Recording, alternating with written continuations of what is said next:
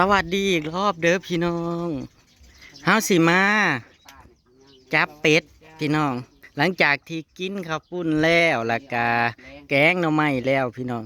เฮาก็สิมาจับเป็ดเพราะว่าไปเฮ็ดจังไดอบเฮาสิเอาไปย่างพี่น้องสู่อายเพิ่นกินเนาะพี่น้องสู่อายเพิ่นกิน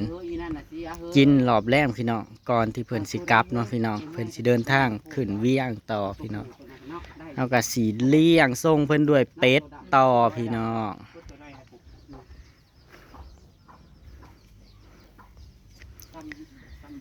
ย่านบ่ทั่วบ่ถึงพี่น้องย่านบ่ทั่วบ่ถึงได้พี่น้องมันรู้สึกว่าตื่นเต้นตื่นหยังจังได๋กับผู้แซ่บแม่นจ้าบ่เสียที่ตื่นมา กัด ตั้งแต่ เพิ่นก็ว่าเป็นกันเองเนาะพี่น้องเนาะเพิ่นว่า ก็เลยว่าแท้อ้ายเพิ่นเฮ็ดอีกก่อนอยู่ต่อจ้ะหลายๆท่านหลายๆคนก็บอกว่าโอ้ยอยากมาคือกันเด้เป็นตะม่วนยินดีต้อนรับเด้อครับเด้อก็สิต้อนรับคือกลางเบิดนั่นแหละเนาะพี่น้องแม่นผู้ใดกล้ามากก็กล้าต้อนรับเด้อจ้าไปแม่เสียวไปไล่เสียวตัวใดเสียวจักโตคันสิเอาตัวเป็ดตัวผู้ค้าตัวนี้ค่ะเป็ดผู้บ่เอ้ยเป็ดผู้เนาะมันมาอยู่นำ ได้ค่าตัวใด เอามาอยู่นำนะ เขาตัวใหญ่ฮะบ่ สบายอยู่ไม่แม่ หาจับบ่แล้วมันจอย เอารถนะเอาโตเป็ดผูนะ แม่บ่แม่นบ่นะ คันเฮาเอาตัวผู้มันน้อย แม่นบ่ เป็นผู้คันเฮาปิ้งอะบ่ปานใดดอก ฮะเอาบ่เนาะอู้จำกับเป็ดนี่ก็จังว่านั่นแหละ อ้าวอีอันนี้ถ้าเบิ่งเด้อมันละขี้ปวดถ้าเบิ่งเด้อ แม่นบ่มันผักเลยได้เบาน้ำ มันหักจ้อยกูจับตัวผู้ก็ตัวเดียวตัวผู้ตัวแม่บ่บ่เพราะว่ามัน อ้าวไอ้4คนมันคือยังโยดอยู่บ่ได้คันว่ามันคัก หักเลยได้แอบ มันผักเลยได้ เพราะว่ามันบ่ไข่ตื่มเลยเด้ปกติมันสิได้11แต่ว่ามันบ่ไข่ ถ้าว่าเป็ดผูบ่ซ้ำเนาะ ยับมึงดูมันสู้อยู่บ่ ผู้ว่าตีนเฮ็ดเลย พีดจะเป็นเก่งแจ็คหน่วยไหมเบาน้ 10หน่วย ำนั่นได้10หน่ ป ว ล่อย ยนะ8หน่วยมันพักแล้ว 10หน่วยจะว่ามันสิออกเบิด10อยู่บ่ 2เมตร เป็ดซ้ำกันฟักเลย มันสิได้เบิด10ตัวอยู่บ่ บ่ตีก็บ่ได้ อ่ะ คนบัวแล้ว สีขาวน่ะสีลกง่ายอยู่สีขาว สีดำอ่ะมันลกยาก ไปเผามันกระดักก็จังมาได้ ตัวผู้หรือตัวแม่นะ สิหน่อยจะใครมานี่ ตุ้ยย่อมผมยังก็ย่อมแต่ทั้งหมด เห็นบ่ย่อมมาให้ลูกชายกับลูกสาวแล้วมันเลอะสิหน่อยแล้วมันต่อยใส่มาแล้วก็ติดแต่ เท่คือหยังนี่ เขาก็เป็นอย่างนี้ แม่เสียวว่ามันม้าอันตัวว่ามันม้าอัน ปิดพอกตัวนั้นเด้อ มันโมนเด้อนาย นั่งรถจักรลง 27ชั่วโมงนี่เครื่องบินจักต่อ 4 ตัว ปิด เลยถ่ายกันแต่ละ สายได้ที่เขามาลงญี่ปุ่นแล้วก็มาลงอันนี้นะ บอกคอยมาจากอเมริกาแล้วมาลงซาอุดิอาระเบียเขาเป็นซาอุบ่ ซาอุอาระเบีย งานในสนามบินเขาจะไปลง อื สิ ม แต่ก็มาไทย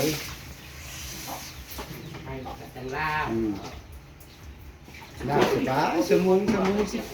ดียวเท่านั้น บินข้ามประเทศเลยป่ะ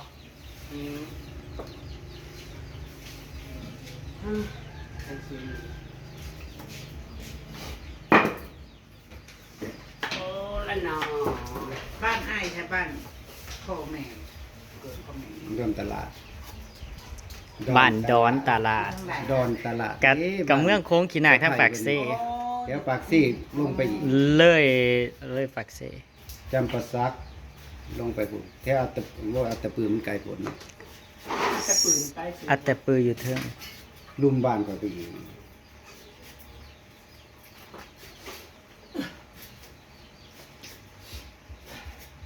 คอยมาเรื่อยๆ กับบ่ท่านเราเคยไปจักเทื่อดอกบานพีนั่งกะมีแต่แม่เคยไป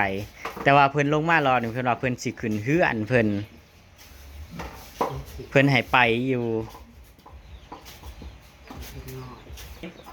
มันบ่อุดมสมบูรณ์ นี่คันมันเป็นอันนี้แหละสังเกตนี่เฮ้ย เป็ดคอยได้ได้ มันเป็นอันนี้แหละ นี่ มั ว่าน สิ ตุ้มลง เป็ดคอยนะ2โล มันคือสิว่าตุย มันจักมันเป็นอันนี้เลยในใจเขา มันเป็นเหมือนข้อเหนียงว่ะกำลังคั่วเป็ดพี่น้องเฮาสิปีนเป็ดสู่เปื่อยสู่อ้ายเพิ่นกินพี่น้องรอบแรก ไอ้เพิ่นว่าสิเมื่อแล้วก็บ่สิไปจอยน้ำกันสักก่อน กินหนุกเจ้าหนุกเจ้าใหญ่ วันเจ้าเอานกเจ้าให้ แต่กะแซ่บได้มันบักมันมันน่ะปิ้งหวานนี่นะ ให้เอซีบันเล่ง เที่ยวมักเค็มๆเอาแบบนัว เค็ม ๆเป็นจะได้มาด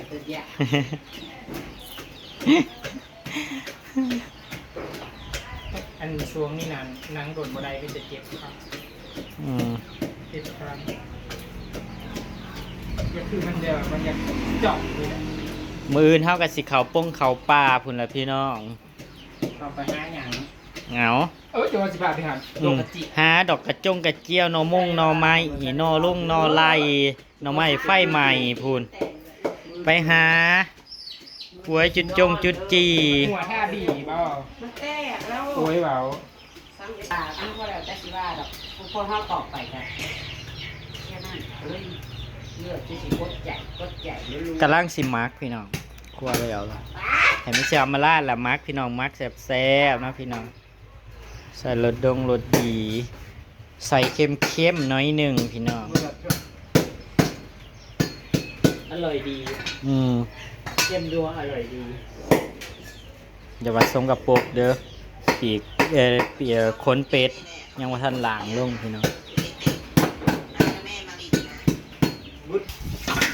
เอามือค้นเลยเด้อพี่น้องมือล้างไว้แหละ ใส่แตกน้ำเฮ้ยใส่บักพริกน้ำ อย่าแล้วบริกินพอดีครับ คือว่าใส่บักพริก มาแปล เอา ก ตีนไก่ยุ้มโหลดตีนไก่แม่เสียวสิบ่เข้มบ่ รสดี ใส่ได้ก็มาปลูกร้าย สีแบบนั้นแหละ รสดี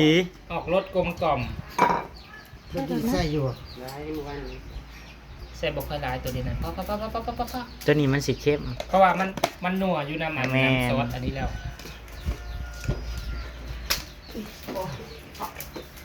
เขาสิใส่พริกน้ำพี่น้อง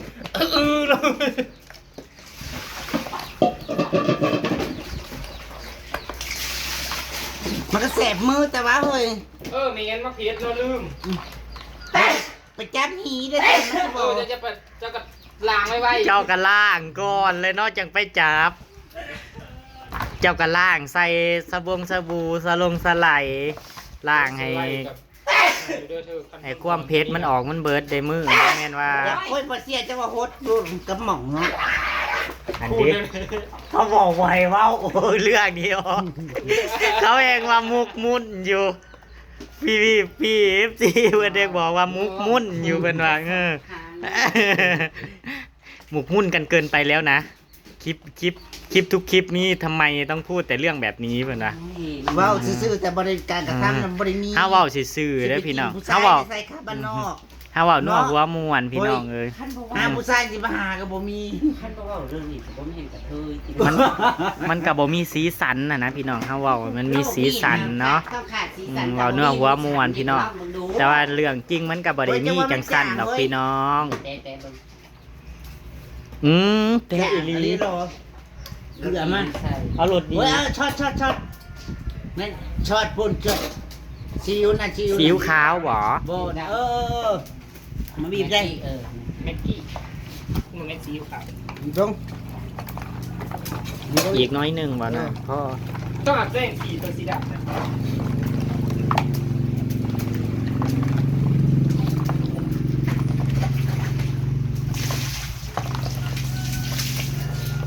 เฮ้ยมาก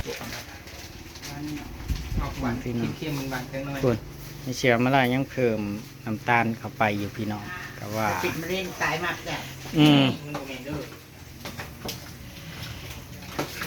ย่างเป็ดพี่น้องเป็ดเตาเนี่ยแซ่บแป๊บพี่น้องย่าง2เตาเลยมันจะได้สุกไว้พี่น้อง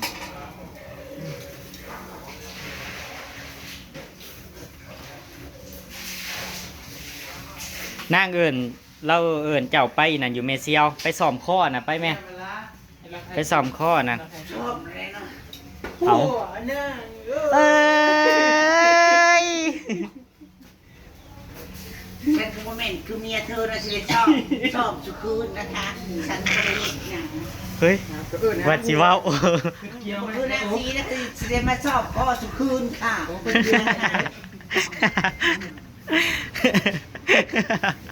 เป็นตาหนาย เกี่ยวมาอีกอะไร เกี่ยวมาอีกแล้วบอกว่าห้ามเมาวะ พี่เปิ้ล โมยชาเนี่ยพอเสร็จสิตกลงในกระบอกแล้วว่านั่นใด เอาอีกแล้ว ชาหน้าได้กระบอกว่าเขาเดียวกัน ผากพิงอีกเลย สิให้เลิกจังใดกว่าสิหาได้เมียก็ได้เนาะ มันมากสิได้เป็ดอันนี้ จ้าคือว่าเคยกินเบียร์ในช่วงมันยกใช่ยืดไข่ แม่นบ่ เอ้านางกับเราก็ต้องยกดูแล้ว บ้าอ้ายเราก็กินเบียร์เก่งอยู่เนาะ มันเชียร์จนไปเลย เฮ้ยนางนั่นคือหน้าเด็กเอาห้อยอยู่บัดนี้ ไอ้นางว่านั่ง โอ้ไปดูไปเบิ่งดูไปเบิ่งดูไปเบิ่งดูไปเบิ่งดูเฮ้ยอีน้อยมึงจะไปไทยมึงว่านี่มึงเนี่ยตีชิแลนไปยังมึงฝุ่นนั่นนะฮะเขายังบอกไปอยู่นั่งกันดีใจอยู่ได้พี่น้องนั่งฮะ จะได้เป็นไหน เฮ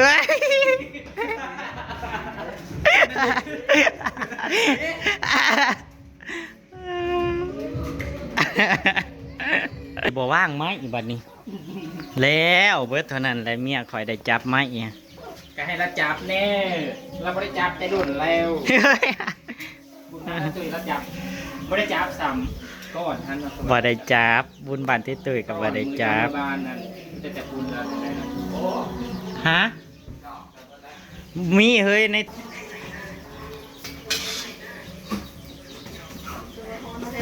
ปิ่งเป็ดปิ่งเป็ด ปิ้งอยู่นอกสีไข่นอกอันนี้ของเรา แมนปิ่งอยู่นอกกะฮ้อนอยู่นี่กะฮ้อน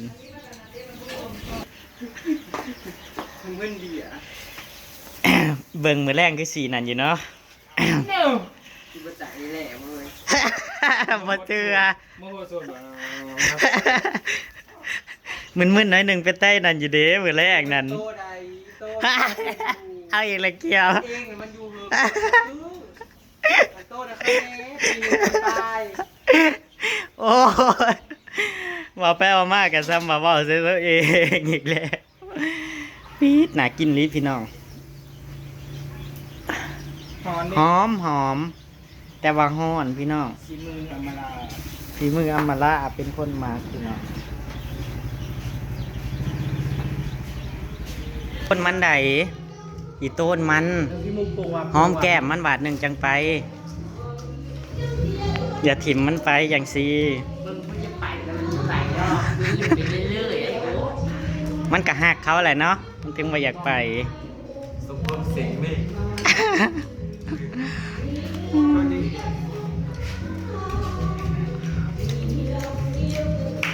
ได้ที่แล้ววันนี้นะสิบว่างไหม ไอ้มายั่วสาวอาเห็นบอลก็ไปรอดจ้า มือนี่ละมืนเลย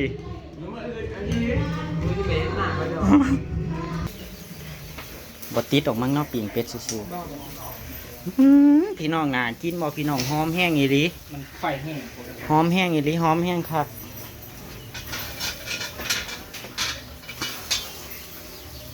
บ้านน้ำปิ่งห่อนก็ห่อนพี่น้อง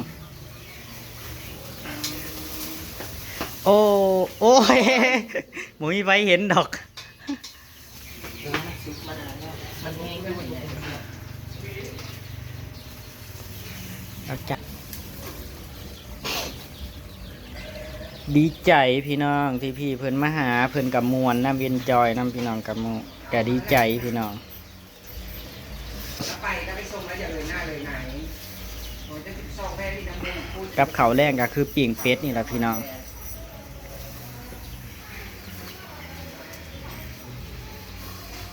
ข้าวเศษน้ำจิ้มแบบใดใครสิเป็นคนเห็ดน้ำจิ้ม มีมะนาวจะซีฟู้ดเลย จักหน่อยก่อนปิ่งอันนี้ซุกจังให้เรามาเห็ดเนาะอันนั้น มันอยู่ไหนวะ เราอยู่ในเพิ่นก็ซึมๆอยู่ โอเคเนาะพี่น้องก็เก็บภาพบรรยากาศไว้สำหรับพี่น้องขอบคุณพี่น้องที่เขามารับชมเนาะขอบคุณทุกกำลังใจละพี่น้องไปละพี่น้องสวัสดีครับผม